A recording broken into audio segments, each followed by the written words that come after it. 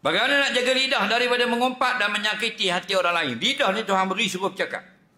Maka kerana itulah hukumnya kita bercakap harus. Cakap anak dara orang, harus. Cakap bini orang, harus. Cakap menantu orang, harus. Cakap keluarga orang, semua harus berlaku. Dan yang kata haram, cakap orang lain. Faham lagi? Cakap anak dara orang, huduh-huduh, nak nguduh anak dara orang, haram. Cakap nak gunduh bini orang, haram. Cakap nak nguduh laki orang, haram. Tapi kalau cakap anak dara orang, tapi yang baik-baik. Kalau gitu anak dara dia pandai buat nasi dagang, aku baru tahu, sedap sungguh. Hukumnya harus.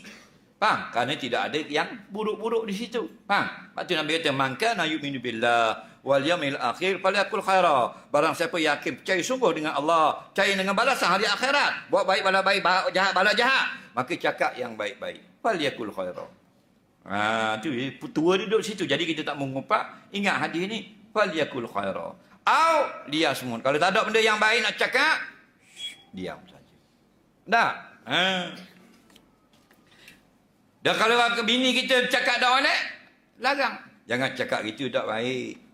Kata gitu. Ni kita, gitu pula. Kita pula tambah. Tahu tak? Dia ngupah haji dah. Kita kata tak baik, kata ke dia haram. Tahu tak? Kita boleh pahala. Dia biasa dah, barang tak betul. Faham lagi? Bini kita kan barang tak sendik. Jadi dia banyak salah. Kita tukar tegur. Ni dia salah, kita salah pula. 2 kali salah. Faham? Dia ngumpat, kita ngumpat pula. Tak betul. Dia ngumpat. Yang kata kita tak baik. Agama tu nasihat. Tak? Tapi payahlah kau puan. Kita kata gini, kata gitu pula. Nampak? Tak baik, kata kerja. Awak seorang tak baik. Lengung kita kena. Faham lagi? Awak ni, saya tegur mana-mana, awak cakap kasar dengan saya.